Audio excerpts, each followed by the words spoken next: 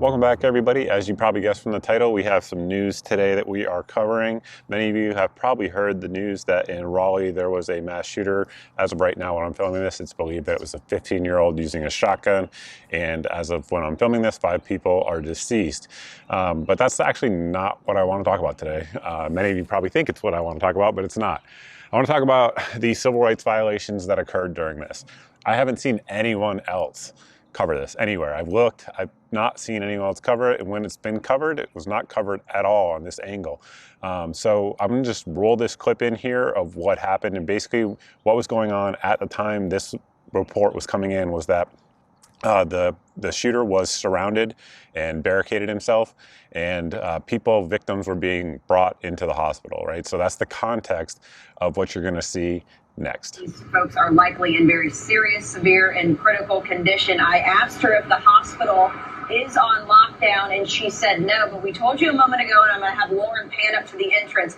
What we noticed here from law enforcement is they are literally frisking and wanding every single person coming into that entrance. And I, just said, what is going on? And she said, right now we are providing added security as the perimeter is still on lockdown. So we know, as Dan mentioned a few minutes ago, that's an interesting bit, as everybody is very much anxious and on high alert.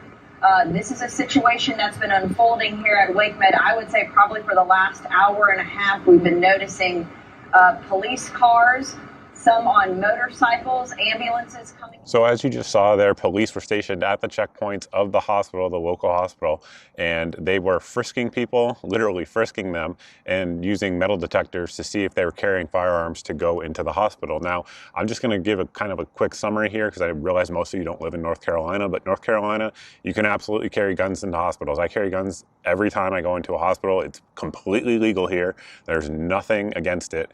And as you can see here from what's on your screen, even people with other states can carry guns in hospitals here. There's absolutely nothing that prohibits you from carrying a gun in a hospital. I also want to point out for folks that aren't familiar with the geography of these two areas, they're not close. It wasn't like the shooter was barricaded across the street from the hospital. It is far away. It's not in close proximity. So there's absolutely no security threat that a shooter barricaded far away presents to a hospital at all. And obviously, if they have him barricaded, they know he's not walking through the door into the hospital either, right? And again, there is absolutely no legal reason that the Raleigh Police Department had the authority to do this, to limit someone's civil rights to enter that hospital with a firearm. It's insane, and simply the fact that they believe they have the ability to do that is what is a huge problem in our country right now. These officers presumably took an oath to support and defend the Constitution of the United States, as most do, and the fact that they thought they had the ability to suspend the Second Amendment rights of anyone because there was an emergency is very, very problematic. Normally in this video, I would be calling out the chief of police. Unfortunately, or fortunately, I suppose it doesn't really matter how you define it. Apparently she was not there. She was at a conference out of town and was not the command and control authority. I don't know who was, but whoever that is, that person needs to be held accountable for what they did. This is a huge deal. It's akin to the police officers who during 2020 were arresting people for going to church, the violation again of the First Amendment rights and others as well. But point is, it's just like Katrina when they went around and took people's guns because there was an emergency. They don't have that right at all. It's not there. It's illegal for them to do that. It's a violation of everyone's civil rights who comes through there.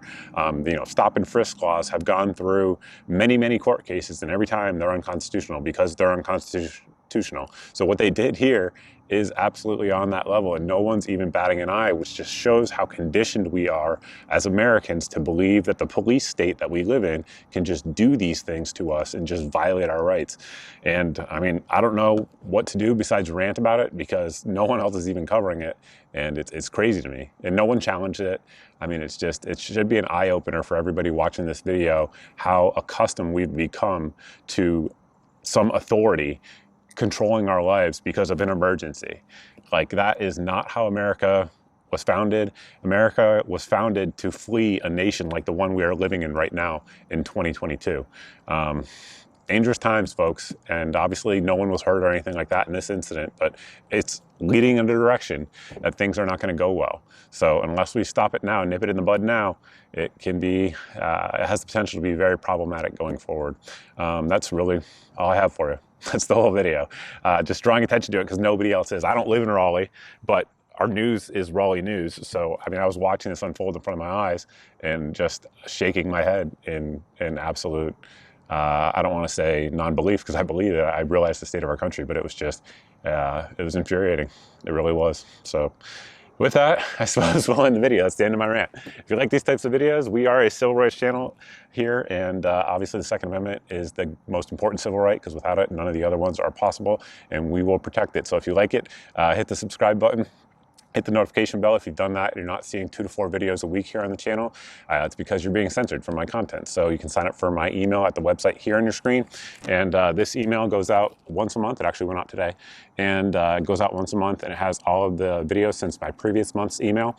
And that way there's nobody censoring your eyes from my content. Additionally, if you like deals on the stuff that we review, guns, ammo, gear, etc., optics, if you like deals on that, you can sign up for my daily deals email here at the website here on your screen.